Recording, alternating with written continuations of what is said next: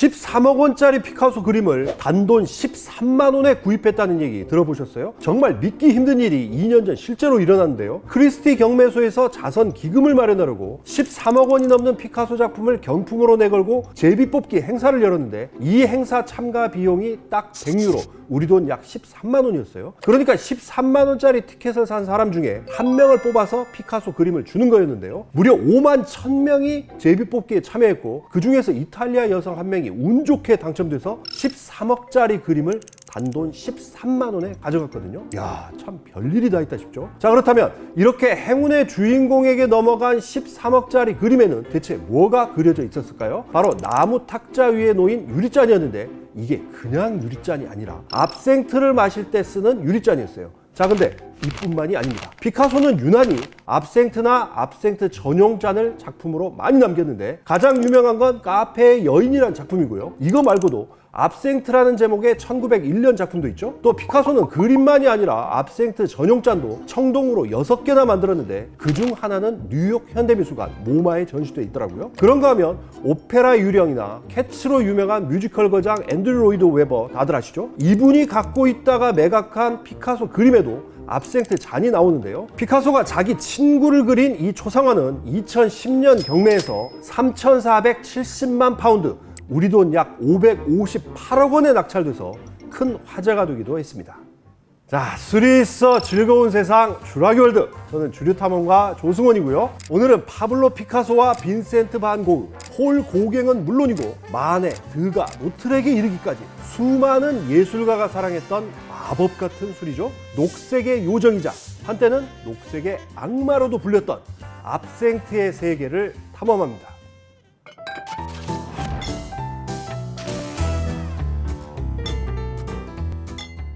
벨 에포크란 말 아시죠? 샴페인 좋아하는 분들은 페리에 주의 벨 에포크 샴페인을 떠올리실지 모르겠는데요. 벨 에포크는 원래 아름다운 시절 혹은 좋은 시대라는 뜻으로 흔히 보불전쟁이라고 부르는 프로이센 프랑스 전쟁이 끝난 1871년부터 1차 세계대전이 터진 1914년까지를 가리키는데요. 오랜만에 찾아온 평화와 더불어 경제적 풍요를 바탕으로 프랑스 파리에는 에펠탑이 건립되고 캉캉춤으로 유명한 물랭루즈도 생기고 곧이어 세계 만국 박람회까지 열렸잖아요. 이 시기 파리를 촬영한 영상을 보면 우아하게 차려입은 신사 숙녀들이 마차를 타고 상젤리제 거리나 콩코드 광장을 오가는 모습도 눈에 띄는데요. 이렇게 평화롭고 아름답던 시기에 프랑스에서 대유행했던 술이 바로 초록빛의 압생트였어요.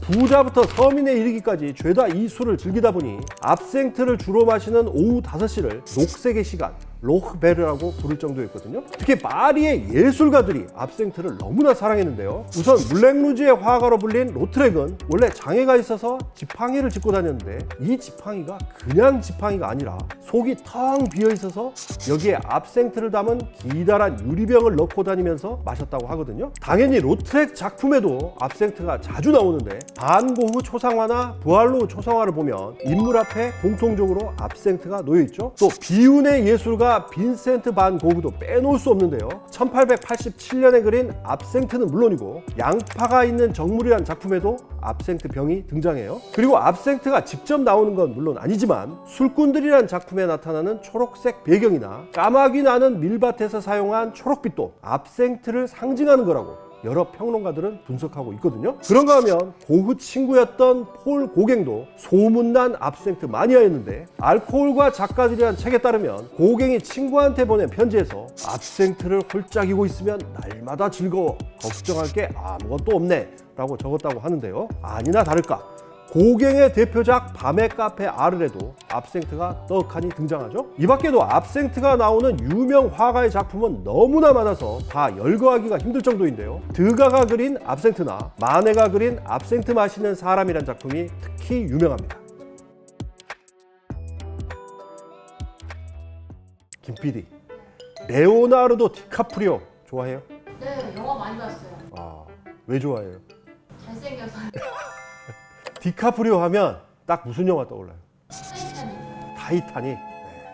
네, 맞습니다. 근데 타이타닉 이전에 토탈 이클립스라는 작품에 디카프리오가 출연한 적이 있었는데 이 당시를 디카프리오 최고의 리즈 시절로 꼽는 팬들도 많거든요. 디카프리오가 10대 천재 시인 랭보로 열연한 토탈 이클립스는 압생트가 대유행하던 벨 에포크 시기에 격렬하고 아슬아슬한 사랑을 나눴던 상징주의 시인 폴 베를랭과 랭보의 실화를 바탕으로 하는데, 베를랭과 랭보가 실제로 압생트를 너무나 사랑했기 때문에 영화에서도 압생트가 계속 등장해요. 특히 두 사람이 처음 술을 마실 때 베를랭이 압생트는 시인의 세 번째 눈이라고 하는 장면이 나오는데요. 세 번째 눈이라는 표현에서 짐작할 수 있듯이 베를랭과 랭보 같은 문인들은 물론이고 고흐 고갱을 비롯한 여러 화가들에게도 압생트는 그냥 마시고 즐기는 평범한 술이 아니었어요. 당시 이들은 압생트를 예술적 영감을 얻는 도구 내지는 창작 활동의 보조자가 되는 마법 같은 술이라고 생각했거든요. 그러니까 압생트를 마시게 되면 평소에 안 보이던 게 보이고 안 느껴지던 게 느껴진다고 믿었던 건데요. 그래서 시인 폴 베를렌이 압생트에 붙인 별명이 뭐냐?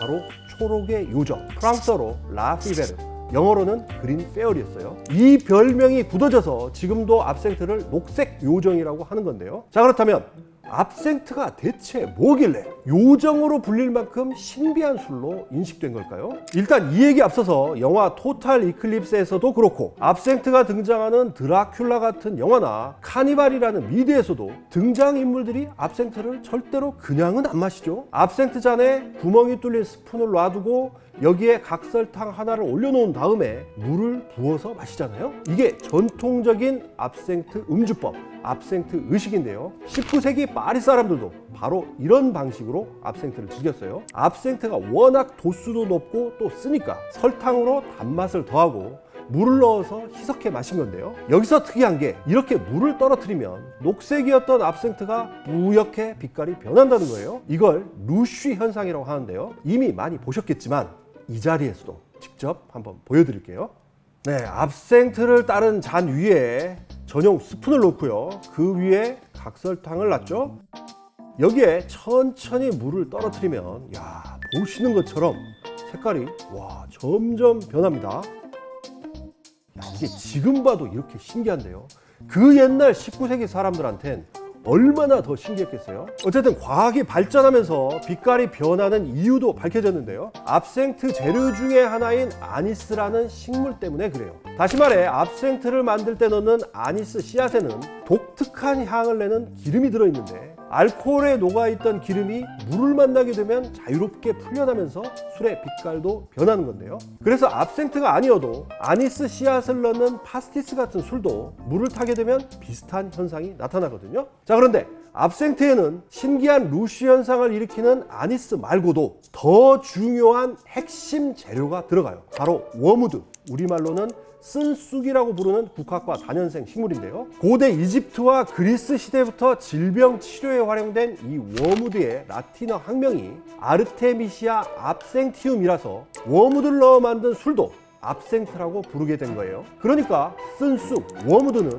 압생트의 정체성이나 마찬가지인 건데요. 바로 이 워무드 때문에 지난 100년간 압생트를 둘러싸고 수많은 논쟁과 논란이 벌어지게 됩니다. 대체 무슨 일이 벌어진 걸까요?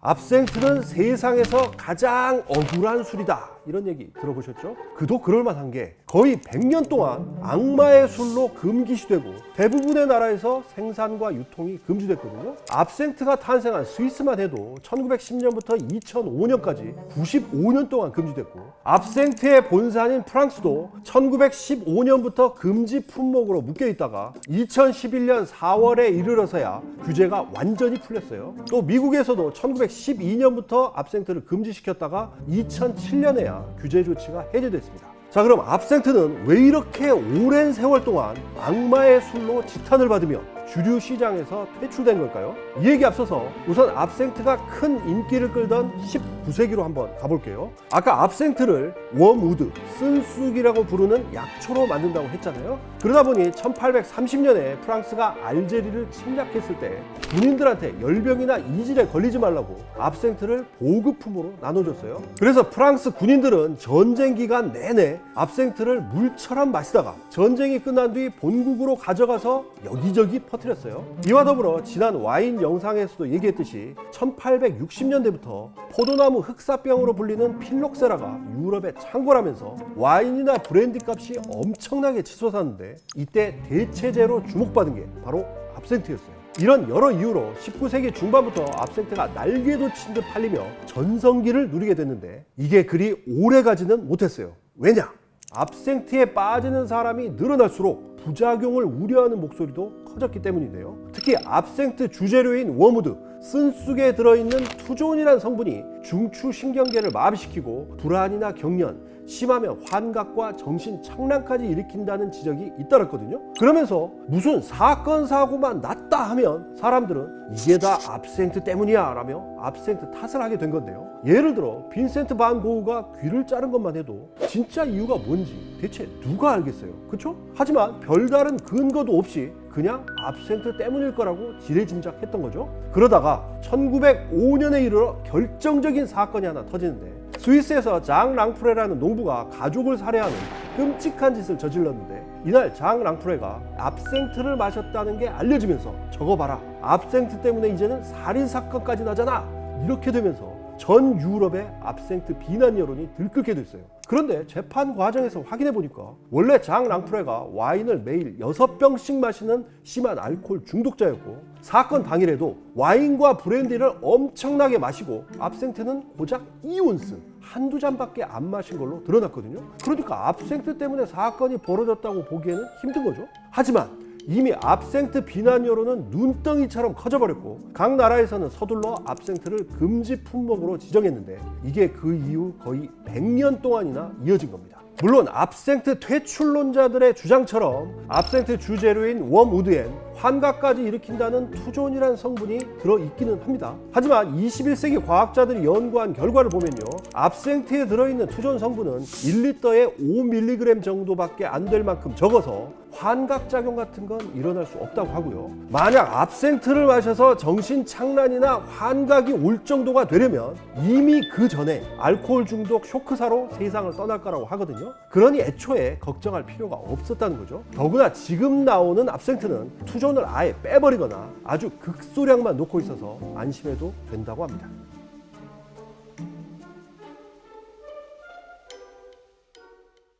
발렌타인, 시바스리가, 로얄 살루트, 글렌리벳, 제임슨, 압솔루트 보드카, 깔루아 등등을 모두 갖고 있는 회사가 어딘지 아세요? 세상에서 두 번째로 큰 주류기업 페르노리카인데요. 이렇게 엄청난 회사가 사실은 압생트에서 출발했어요. 이게 대체 뭔 소리냐? 일단 압생트가 처음 개발된 1780년대 스위스로 가볼게요. 사실 압생트 탄생을 놓고 여러 가지 설이 있는데 가장 잘 알려진 건 스위스 뇌사텔주 쿠베라는 곳에 살고 있던 피에르 오디네르라는 프랑스 출신 의사가 처음 만들었다는 건데요. 대부분의 책이나 인터넷 자료에도 그렇게 소개가 돼 있지만 사실 이건 프랑스 쪽의 일방적인 주장이고요. 스위스에서는 전혀 다른 얘기를 해요. 그러니까 이 피에르 오디네르라는 사람이 원래 의사도 아니었고 프랑스 군대에서 도망친 탈영병이었는데 스위스로 몰래 숨어 들어와서 의사 행세를 하며 압생트를 만들어 팔았다는 거예요. 그리고 실제로 압생트를 맨 처음 만든 사람은 원래부터 쿠베에서 워무드로 약을 만들어 왔던 앙리오라는 스위스 여성이라는 겁니다. 뭐 어쨌거나 이렇게 1780년대 스위스 쿠베에서 탄생한 압생트가 점점 알려지면서 프랑스 상인인 다니엘 앙리 두비에가 야 저거 돈 좀 되겠다 라고 판단하고 1797년에 레시피를 사들여서 증류소를 세웠는데 이때까지는 압생트가 그렇게 큰 주목을 받지 못하다가 이후 1805년에 이르러 드뷔에의 사위인 앙리 루이 페르노라는 분이 장인으로부터 독립해 자기 이름을 딴 페르노 피스라는 별도의 증류소를 설립하고 대대적으로 홍보에 나서면서 본격적으로 압생트가 대중화되기 시작해요. 이렇게 압생트를 프랑스 전역에 유행시킨 페르노라는 회사가 이후 커지고 또 커지면서 지금의 거대 주류 기업 페르노리카에 이르게 된 겁니다. 제가 몇 년 전 체코에 출장을 갔다가 야, 이 나라 사람들은 왜 이렇게 압생트를 많이 먹나 깜짝 놀랐는데요. 알고 보니까 체코에서 만드는 압생트는 재료부터 좀 다르더라고요. 또 체코 사람들은 보헤미안 스타일이라고 해서 압생트에 불을 붙여서 먹잖아요. 술꾼 조니 뎁이 주연한 프롬 헬이란 영화에 이 방식이 등장한 뒤에 국내에서도 꽤 유행했는데요. 뭐 나름 멋있어 보이긴 하지만 이게 전통 방식은 아니라는 것도 알아두시면 좋을 것 같습니다. 자, 술이 있어 즐거운 세상 주라기 월드. 오늘은 초록의 요정에서 한때는 악마의 술이 됐다가 다시 100년 만에 우리 곁에 돌아온 압생트의 세계를 탐험했는데요. 끝으로 뭘 마실까 고민을 하다가 압생트로 만드는 칵테일이죠. 제가 너무나 좋아하는 세저락 한 잔 하면서 인사드리겠습니다. 야, 세저락 이거 정말 많이 먹었는데.